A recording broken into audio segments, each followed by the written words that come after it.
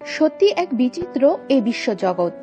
ধর্মবর্ণ কোনো কিছুই যখন মানুষের প্রেমবোধের উপরে যায় না, তখন ঘটে যায় অনেক কিছু। এমনই এক ঘটনার সূত্রপাত ঘটেছে। এক ব্রিটিশ যুবক এসেছেন বাবার খোঁজে ঢাকায়। জেমি হ্যানসেল নামে এক ব্রিটিশ নাগরিক এসেছেন পুরান ঢাকায়, তবে বেড়াতে নয়, বাবার খোঁজে। সংবাদ মাধ্যমের খবরে জানা যায়, টানা 10 দিন ধরে পুরান ঢাকার অলিগলি ও ভাঙা রাস্তায় ছুটে বেড়াচ্ছেন এই বাংলাদেশি বংশোদ্ভূত একজন ব্রিটিশ নাগরিক জেমি হ্যানসেল। সোয়াব আলী নামে এক লোককে খুঁজে চলছেন তিনি।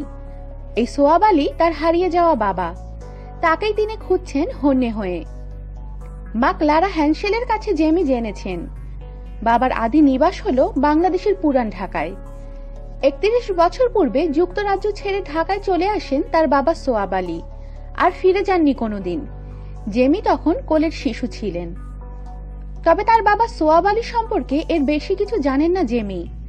জানেন না তার সঠিক কোনো ঠিকানাও, শুধু নাম এবং বাবার দুটি পুরনো ছবি সম্বল করে পুরান ঢাকার অলিগলি ঘুরে বেড়াচ্ছেন 34 বছরের যুবক জেমি। জেমির বর্তমান নিবাস অস্ট্রেলিয়ার সিডনি শহর।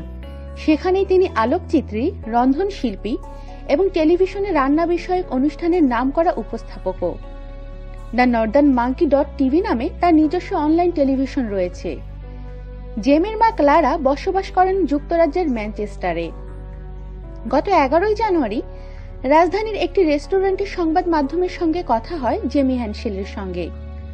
চোখের কালো মণি তার শরীরে বাঙালি রক্তের আভাস দিচ্ছে।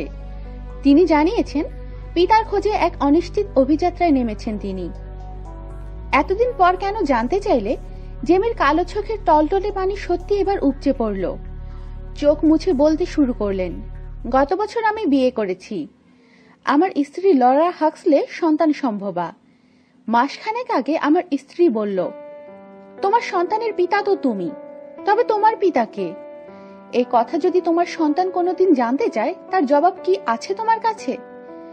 স্ত্রীর এই প্রশ্নই জেমিকে গভীরভাবে নাড়া দেয়। তাই তার বাবাকে খুঁজতে 6 জানুয়ারি ঢাকায় আসেন জেমি।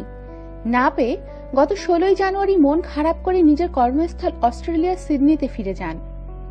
মায়ের কাছ হতে জেমি জেনেছেন তার দাদা উমাদ আলী পুরান ঢাকার কোনো একটি চামড়ার কারখানার কাজ করতেন। জেমি বাংলাদেশ ট্যানারি ওনার্স অ্যাসোসিয়েশনেও গিয়েছেন। সংগঠনটি হতে তাকে আশ্বাস দেয়া হয় তারা চেষ্টা করছে এই নামে কেউ ছিলেন কিনা বা আছেন কিনা তা খুঁজে বের করতে। বাবাকে খুঁজে পেতে যাতে সুবিধা হয় সেজন্য জেমি উঠেছিলেন পুরান ঢাকার সদরঘাটের আহসান মঞ্জিল এলাকার একটি ভাড়া বাড়িতে। পুরান ঢাকার বেশিরভাগ থানায় গিয়ে খোঁজ নিয়েছেন এই নামে কারো কোনো রেকর্ড রয়েছে কিনা। জাতীয় পরিচয়পত্র, নিবন্ধন উইং হতে শুরু করে বাবার সম্ভাব্য শিক্ষা প্রতিষ্ঠান Saint Gregory high school and কলেজে গিয়েও খুঁজেছেন তিনি। 70-এর দশকে এই নামে এখানে কোনো শিক্ষার্থী ছিল কিনা। মায়ের কাছে জেমি জেনেছেন তার বাবা সোয়াব আলী 1974 সালে যুক্তরাজ্যে পড়াশোনার উদ্দেশ্যে গিয়ে রন্ধন শিল্পকে পেশা হিসেবে বেছে নেন। 1976 সালে তার সঙ্গে পরিচয় হয় তরুণী হ্যানসেলের, তারপর প্রেম। 1979 সালে তারা বিয়ে বন্ধনে আবদ্ধ হন। 1982 সালে জন্ম হয় জেমির। বাবা তার নাম দিয়েছিলেন মোহাম্মদ হোসেন আলী, তবে তার বংশ পদবি দেয়া হয় হ্যানসেল।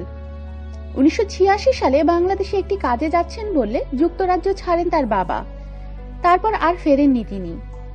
জেমি বলেন, জীবনে অনেক কিছুই পাওয়ার মাঝেও বড় একটি বেদনা হলো বাবাকে না পাওয়া।